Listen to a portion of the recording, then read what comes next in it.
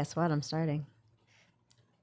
Eric is now officially moved up to guest host. Well, guest co-host. He's no longer a guest. That's impressive. Do you know what he had to do to get that? I want to know. He had to sell some drugs, jerk off the mayor. Oh, How was that? That's good. Yeah, you enjoyed it? Yeah, it was good. It was a community service. I asked the mayor and he was totally all for it. Yeah. I feel bad for Allison Cello when I make her guest host. She's going to have to jerk him off too. no. So that's the new initiation to the Rhinebeck Scoop. How do you like it? I think it's going to get more listeners. Okay. All right. There you go. That's what we need. Welcome to the Rhinebeck Scoop. I'm your host, Jennifer C. This radio show is produced by yours truly, Matty Rosenberg, and Jennifer Hamoud at Radio Free Rhinecliff.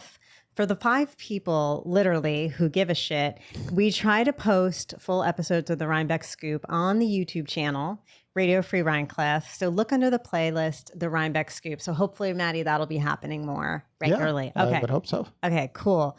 We have 2 handsome men today as my co-hosts. You all know Matty, but back for the 3rd time is returning guest, now promoted to guest host, is the prolific and uber talented Eric Steinman. Welcome, Eric. Thank you. Thank you for that wonderful introduction. How are you? We missed you. I'm good. I'm good. It's a beautiful, beautiful day, which maybe by the time this airs, it won't be a beautiful day again, but it's a tremendous day outside. And I'm in here in a, what is this? 6x3 room with 3 people, and we're breathing each other's carbon, what is it? Well, Carbon footprint? No, carbon dioxide. Dioxide, thank you. Carbon dioxide. Yeah. Okay. Wow. We're all middle-aged. We can't think of shit. Yeah, I can't think of shit. It's really, really bad. Yeah. Okay, so now before we get to Eric, you have something to talk to us about. But before we get to that, Yeah. I want to know, who do you think? Let's just put it all out on the table, right? This is a bro episode. Okay. Who do you think out of the 3 of us has the biggest dick? I'm not going to guess that. You're not? You're not? Then it's up to me. It's up to Eric. Who do you think? I think it's definitely Matt. There Oh, you I think go. it's definitely me. It's you. I was gonna I think say- it's, Are we talking about anatomy or are we talking about energy? I would say energy. Okay. Oh, well, then. Yeah, that's you. That is me. But Yeah. we can settle this in one way. There's a very easy way to settle this, okay? Very simple. What kind of car do you drive? Maddie? None. Yeah, so your balls haven't dropped. Oh, Eric? that's right. I got the jump on Matty. There you are. although the type of car I drive is not, connected with that BDE What is it? Subaru. I knew you were going to say that. What is it, a Legacy? No, it's a Forester. Oh, that's even worse. Yeah. Yeah, that's like the #1 lesbian car. I know. I've made a lot of friends. Well, guess who has the BDE? That is me. I drive an F-150, which is a Ford huge pickup. So thank you very much. All settled. See, I would argue that the people that drive Ford F-150s, and I'm running the risk right now of being assassinated. Here we go. Are the people that don't naturally have the BDE, and therefore they have to supplement. I'm totally fine with my lesbian car. I'm very comfortable with it. I disagree. I think those of us who drive it have the BDE. And I think I do out of everyone in this room. Had you ever read anything about guys going through midlife crisis and the type of cars they need to buy? Yeah, but they buy more like the Porsches and the little Porsches and the things like they'll buy the little sports cars. Like the real men. What about the Cybertruck? Yeah. Oh good yeah, point. the Cybertruck. Yeah, there's that too. Good point. But yeah, I like a real man car now that I drive one. Okay. Like I like when I step out of that car and people are shocked. People are like, "Whoa, who is this little person getting out of this huge car?" Yeah. Do you have a step stool to get in and out like they do on Amtrak? No, I don't, asshole. But thank you. Oh my God, Eric is definitely back. So tell us about the new restaurant in RBK that you went to last night. Well, And wait a minute, hold on. You were the food editor for the Hudson Valley. Help me here. yeah, I'm gonna No, gotta you help were- you. You're already. No, you were the owner. No. You were the publisher. I was the editor-in-chief of Edible Hudson Valley for Yes. roughly 10 years. Yes, that was before my time, so that's why I just didn't know it. Okay, Yeah, it's go okay. ahead. And I have written a lot of food journalism, as they say, for a lot of newspapers and magazines and whatnot. So I kind of know what I'm saying. But at the same time, I kind of made it a policy not to do restaurant reviews. Okay. And I'm making kind of an exception today, just for you. Wow, thank you. And the reason why I don't like restaurant reviews is because restaurants are enormously difficult to pull off on a day-to-day basis. And it's very easy, staffing issues, whatever, to have a very bad night. And so I don't think it's fair to evaluate a restaurant, especially a new restaurant. And the restaurant I'm going to talk about is Little Goat. Where is that in Rhinebeck? I don't know the exact address, but it's in the old Amsterdam space. Oh, did Amsterdam move out? Oh, yeah. Amsterdam vacated a good year ago, I think. Okay, because I thought they were closing down to revamp, and they never did that. No, they closed. Okay. That's how they do everything in the Hudson Valley. They take baby steps towards, Heritage obsolescence. closing. Yeah, I've done that with podcasts. I get it. Go ahead. So, and generally my rule is that I don't go to restaurants until they've been open for at least 6 weeks because I want them to kind of get their sea legs. So I was invited last night to go, not by staff or anyone involved with the restaurant, but by friends. And I decided to break my own rule. And I went to Little Goat. There was the 4 of us, and it was actually quite good. Was it a cute double date? It was a cute double date. Ah, that's cute. It was a cute double date. And it was surprisingly somewhat crowded, although it sort of emptied out by 8:30. What time do you go eat? What time do I go eat normally? 7? That's too late for me. Really? We could never double date. 7 is too late. Yeah. Yeah. I mean, every once in a while I'll make a reservation for 6:30 if I like. No, like I like senior citizen So hour. you get the early bird special. Yeah, like I'll eat it. I'll stop eating by 6. Is this because you have a fear that they're going to run out of what you like by 7? No, it's because I can't sleep if I eat too late. Oh, that's probably smart. Yeah. I'll give you a point for that. Thank you, Eric. You're Yeah.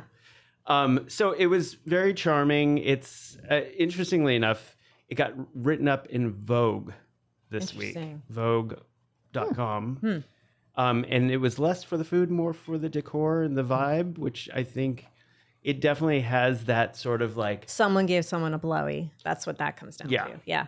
But the tone of the piece was also like, this is like an upstate destination. It has that like sort of farm chic kind of feel to it. But the staff there were lovely. Everyone was very nice. And the food was actually quite good. It kind of had a Mediterranean adjacent feel to it. What'd you have? I had a bucatini. What's that? Oh, bucatini is a type of pasta. It's like spaghetti, but there's a hole in the middle. I of it. remember pasta. Pasta's good. Oh, shit. You can't have pasta. I don't eat pasta, no. I don't really like it. Bucatini is fantastic. Is it? Bucatini I is don't really like pasta that much. Anyway. Yeah, bucatini is a good vehicle for a lot of sauces. And I had like a meze plate and a beer. Okay, so you would say try it out. I would say try it out. I mean, I'm all for local businesses. It would be nice if we had something possibly more affordable, but this place wasn't outrageous as far as prices. And I think they're going to start having brunch and breakfast there, Oh, that'd be interesting. which will be interesting. Yeah, yeah. Because there's not a whole, other than bread alone, there's not a whole hell of a lot here for that. So if I asked you guys to go out, like let's say 7 p.m., right? And I said, meet me at whatever restaurant. We're all going to do a double date, like a triple date. Jen can come too, right? Would you do it? Are you sure? Why not? You would? I wouldn't want to go though. Wait, are you talking about the specter of a double or triple date, or are you talking about going out at a certain hour? I'm talking about, I feel like it's like I come in here, right? Every 2 weeks. I pretty much piss off Jen because I haven't gone to an event. Oh, yeah. She gets annoyed. And then I get to harass Matty for a while. And then we do the show. And then Jen offers me events and I just pretend like I'm going to go. Yeah. And it's a whole cycle, but it's a cycle I really enjoy. Yeah. And it gives me my social stimulation to the point that like I don't need to see you after like 3 p.m. Do you know what I'm saying? Like if you want to have breakfast with me, So then cool. why did you just if invite you want us to have to this lunch with dinner? me, Yeah. no, but I'm not inviting you to the dinner. Oh, this was a hypothetical. This is a hypothetical. Oh, okay. I'm saying I would do lunch with any of you and I would do breakfast with any of you, but I'm not. But doing dinner's dinner. too much. You're done. I'm done. And I don't live in the village. So like I'm the one that has to drive. You know what I mean? But you're like 15 minutes out. Maybe. Yeah. So you're you're like an ambivert. Yeah. A what? An ambivert. You're sometimes an extrovert, sometimes an introvert. You need to be energized and sometimes you don't. She's only comfortable being in places where people poop on their lawn. That's true. That's true too. Fecal sculptures. Fecal sculptures. Did you like that callback? I was very impressed. He called it fecal sculptures. It's very, very impressive. So anyway, back to food. So Yeah. you would say definitely try it out. We're good with that. Yeah, no, it was good. And I judging from the staff and their sort of level of competency, and I think it's going to probably be a good thing. Okay, great. Well, you know, when you come on the Rhinebeck Scoop for the 3rd time, you do get gifts. And I have gifts here. Besides for the you. water? Besides the water, you get gifts. Holy moly. And I have to maybe thanks. explain the gifts. So go ahead. Is this like an open on mic Yeah, thing? open on mic. Really? Okay. Yeah. It's not going to sound good. I can edit. It's Really, part Eric? of, Yeah. part of the whole Malort. Okay. It's should I hold this up for the camera? Yeah. It looks like it's a journal. It's a little journal and it says adventures book because I'm manifesting for you that you're going to have a lot of adventures this year. Thank you. And that is from Rhinebeck Artist Shop. I like it. And it's kind of the color that I would have chosen. I thought that I saw that sitting there and everything else was like girly with cats and flowers and stuff, but I thought that was you. It's masculine. And I know you demand nothing less than masculine. Yes, present. absolutely. Yeah. And then there's a card. There's a card. You don't have to read it, but you have to see what's in the card. Okay. You can read the card later. Okay, I'll read the card later. Yeah, yeah. I'm reading it on It's mic. like weird reading a card in front of someone. My dad would always do that. He'd always read the card in front of you, and it was so awkward in front of everyone. I hated that. I hated that. And then somebody would be like, what does this say? What's this word? Oh, you didn't dot the I. Excellent. Oh, she got me a little gift certificate from Soul Smoothie Bar, which is the quite underrated smoothie bar coffee place, which I know you have your opinions. Well, no, I'm sure. You're welcome. I just don't like the decor. Yeah. Hopefully they're not listing the decor. The Hopefully they're not Hawaiian listening. decor or whatever it It's is. like Hermosa Beach circa 1996. Yes, that's what it is. I think it was like Yes. Hawaiian meet Home Depot. Yeah. It's sort of live, love, learn kind of vibe That to pillow. it. Thank you, dear. Yes, you're welcome. Okay, so now we are going on to white people problems. So many of them. So many. Where to start, where to finish. Okay. I'll edit this out. Not of the video. It's so weird today that it's not like steaming hot. Well, that's because the air conditioning's fixed. Yes, I understand, but I'm like, it's so bizarre. Anyway, let's talk about middle-aged marriage because I'm with 2 seasoned spouses. Matty, how long have you been married? You've never told me. A long time. Now tell me. More than 20 years and less than 30. So 25, More. 27. We plenty. We don't want to give these exact numbers. Why? Okay. Because you're worried it ages you, or Yeah, No, what's I the mean, deal? I just think it's more fun this way. okay? Okay, Eric, Yes, you've been married 20 years, if I remember correctly. 20 and change. Yeah, 20 and change. 20 in like 6 months. Okay, so here's the deal. You guys are 2 married men. You're seasoned. You have a child. You have a fur child. Now, here's my question: is when did you stop listening to your wife? At what point? Because I would love to know this because my husband, we've only been married 7 years, and he totally tunes me out. So when did you stop listening? Arguably, I don't think I have stopped listening. And I think you have. No, I'm not trying to save face in that. Sometimes it's about selective listening. to some degree, because oftentimes there'll be a lot of information coming at me, and it's not so much about like, you know, what people would imagine, like take out the garbage or whatever, but it's just like sort of minutia from work or whatever it is.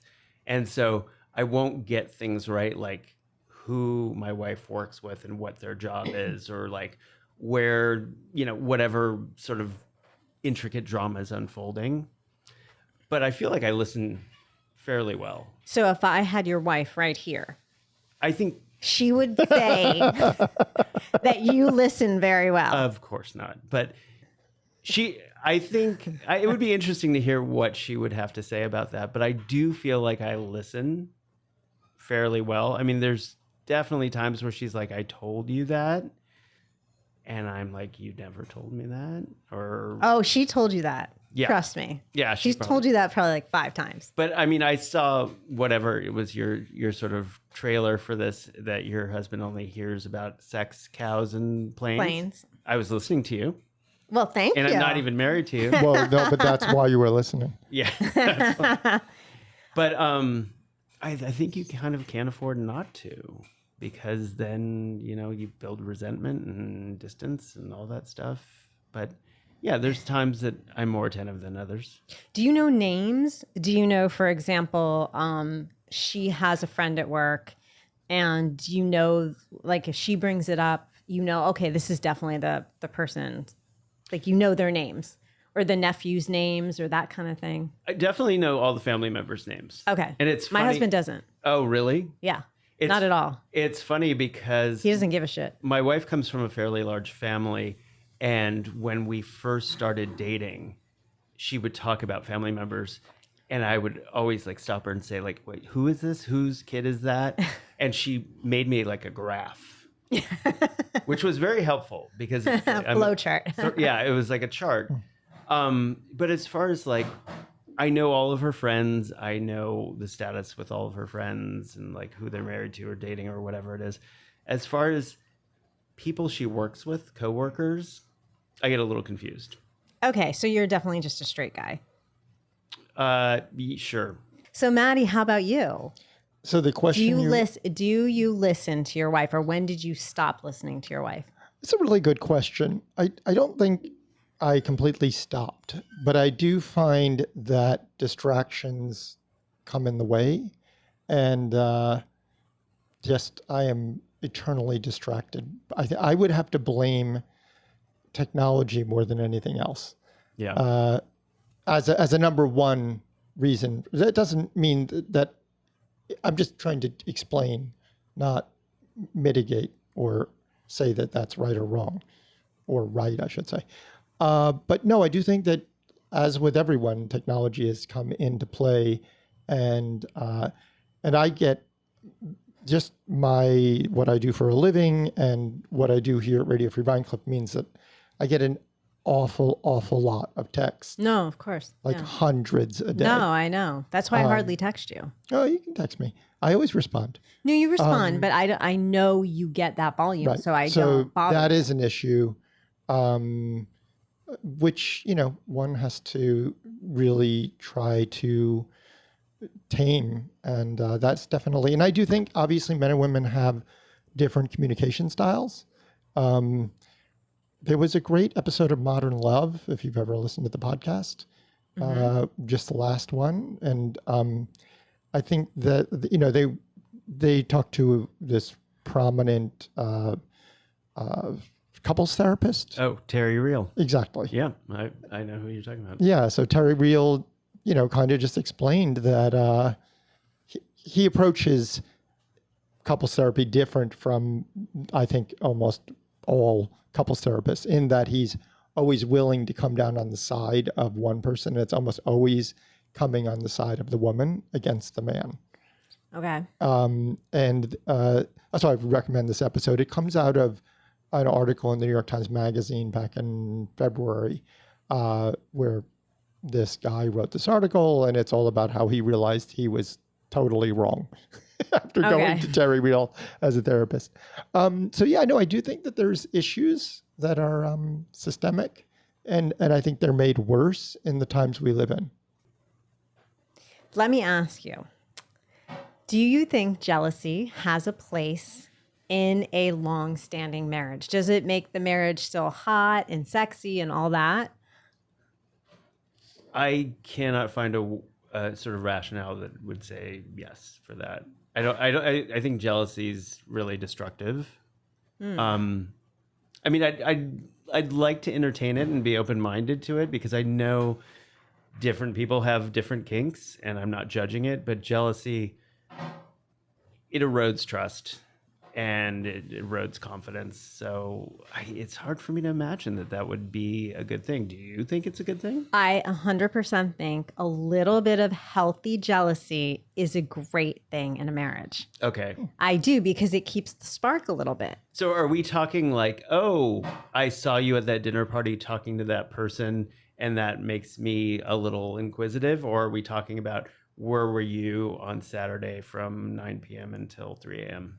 It's talking about, so my husband, he came home and he said something about a month ago, and he was like, yeah, he was talking about a meeting with a woman he works with, and his exact words were, I'm going to hook up with this 20-year-old for this, whatever the fuck he was talking about, for some meeting for his job. And I did not like that. Like, that made me jealous. I said, could we please not use the words hook up and 20-year-old, because I'm not okay with either of them.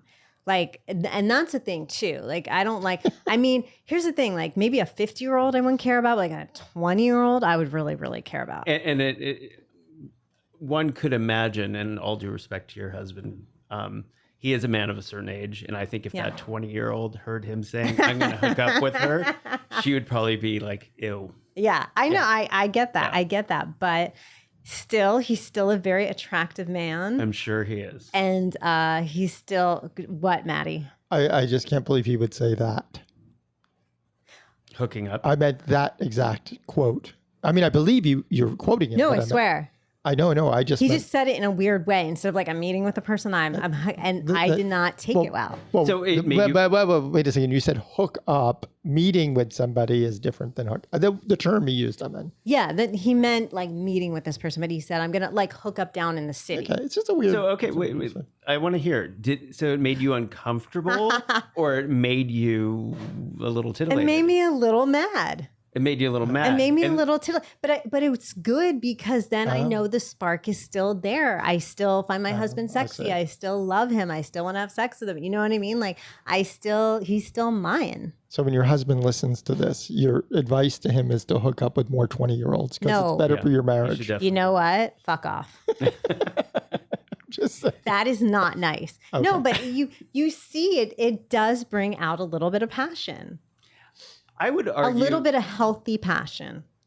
Okay, I'm not arguing with you about what you felt because that's totally your emotional landscape, but I think jealousy in general is not based in like love or passion. It's based in like ideas of like ownership and deceit and. But I'm talking about healthy jealousy, like you know. Well, where's the line? That's the question. The line is, I mean, I don't stalk him or anything. I basically let him every month go get jerked off in by some woman in Kingston. Wow. Yeah, because well, this took a turn, didn't it? Because he goes to this massage therapist in Kingston, and I don't know what goes on. He's told me twice where the place is. I've tried to check it out. I've never found this place. So I'm telling you, like, what makes you think he's getting it like a happy ending? Is that what you're insinuating? Yes, that's what I'm insinuating. Absolutely. Okay. I kind of don't believe it. Not that it's not possible. I'm sure there's plenty of places around here, but I think he would probably be like, I'm going to Lowe's to pick up, air conditioner filter. And he's gone for a long time. It's a long time. It's impressive. Lowe's that it has takes a lot of aisles. I know, it is impressive. Like part of me is like, yay, I don't have to do it. And then part of me is just like a little jealous about that. You know what I mean? Yeah. Okay. So I think a little healthy jealousy is good. I'll entertain it. Quick answers, because we have to move on. Okay. What do you love about marriage? Well, I mean, I think it's not like distinct moments. It's the sort of continuation of it all. Like, it's Yeah. just like, it's the long-term commitment and knowing someone and the familiarity. It's not like specific moments. But it's interesting because like, I'm really convinced that like, you know, Matty married his wife 20 some odd years ago. I married my wife some 20 odd years ago. And the marriage that you're entering into decades earlier is totally different than the marriage you wind up with. And so it changes and it moves, and it's its own organism in some ways. And that's exciting, and it's made of two people. One last question, try to make it a little succinct. Okay.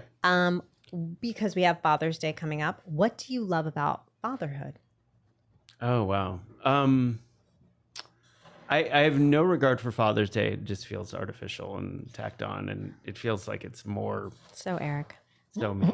It's more, it puts more pressure on the father to enjoy it than anything else. You know, I don't think I could differentiate fatherhood from parenthood, but maybe it's worth considering.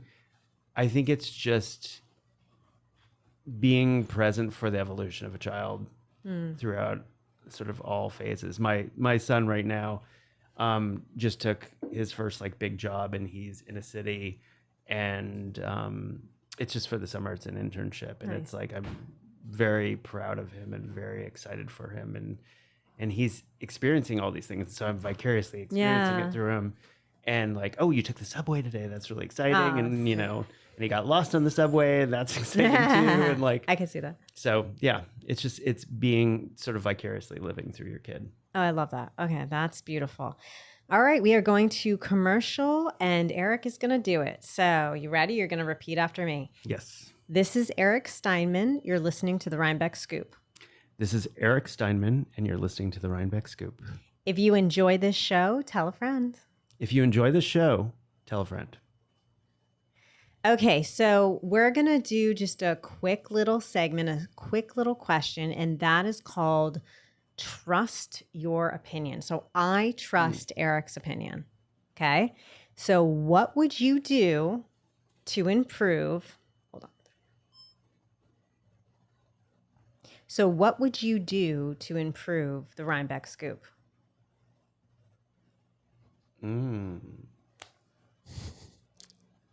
I think, honestly, and I'm not just saying this because I'm in the hot seat and I want to take up more of your time, it could be a little longer. Really? Yeah. Sometimes I feel, and I'm talking about it as a listener, not as a guest, not as a co-host. Yeah. Co-host. But jerking off the mayor. Do what you got to do. But sometimes I feel like you scoot through things faster than you need to. Oh, wow. Yeah. And also, I think I liked it a little better when you started more formally rather than started with like the chit chat. Okay, that's interesting because I get the opposite. People like the chit chat. Really? Yeah, people really like the chit chat. Yeah. Yeah. Okay. This is interesting. Trust my opinion. Yeah, I don't think I'm going to trust your opinion anymore. You don't have to. There you are. Okay, Eric, your sweet of the moment. Okay. I guess, as I said earlier, it's a beautiful day, and I had a moment actually walking my dog, and this could be a little bit of a sour. It might end up being a sour, but I saw a moth, a really beautiful white moth, and like a little, I don't know, like a chickadee or some sort of bird that was in hot pursuit of this moth. Oh. And they were like kind of like going, it was almost like a game. Yeah. And there was like a pursuit, and it was like these two organisms that were meeting at this one moment, and the bird eventually got the moth, and the moth was done, and it was just food for it. But it was just like a very like, it almost felt like something out of a cartoon. Yeah. It was like really kind of beautiful and lyrical, and it just happened, and I just happened to see it. That's like my dog. One of my dogs, we have a huge heron that comes to our pond, Yeah. and they chase each other. Really? Yeah, and it's really funny to watch. Wow. Yeah. I haven't gotten video of that, but they love to chase each other. Do they never catch one another? Oh, no. Okay. They never catch one. But it's like that. It's like a cartoon. It's funny to watch. Yeah. Your sour of the moment. My sour at the moment probably also has to be another insect-related thing in that Okay. the ticks have been reborn. Oh, I don't think they're that bad. Oh, they're bad. They're really bad. I mean, you said you have a dog? Yeah, but I mean, I'm just finding them all over the place, and it's like, are you? I'm not. oh, yeah. Oh, I mean, knock on wood, I have never gotten a tick-borne illness as of yet, and I've lived here for about 20 years, but if someone had told me about how bad the ticks are here, I don't think I would have moved here. See, I don't think the ticks are that bad. Oh, they're bad.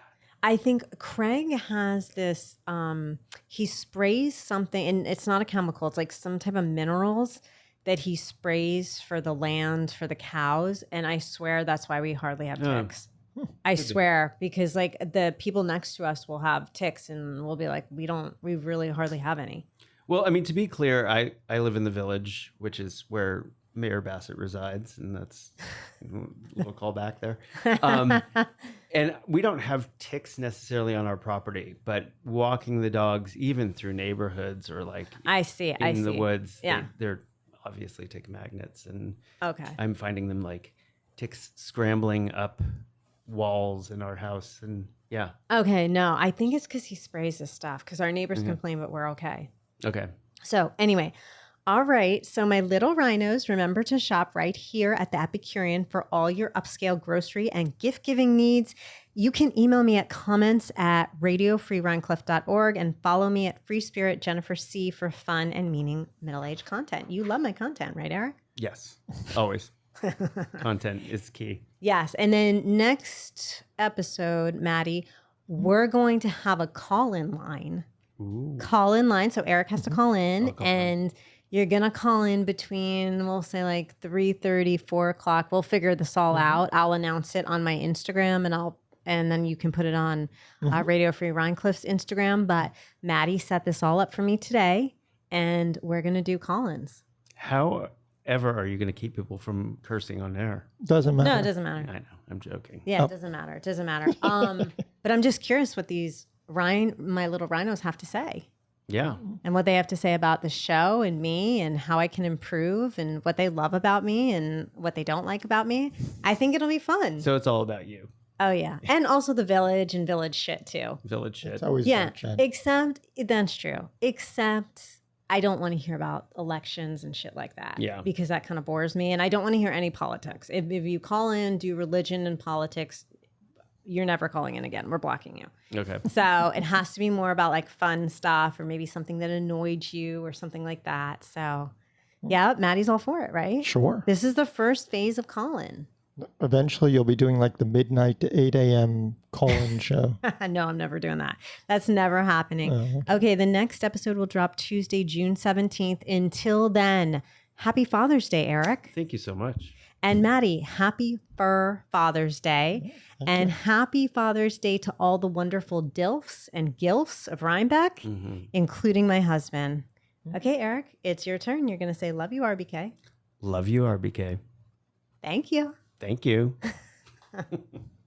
Yay, that was really good.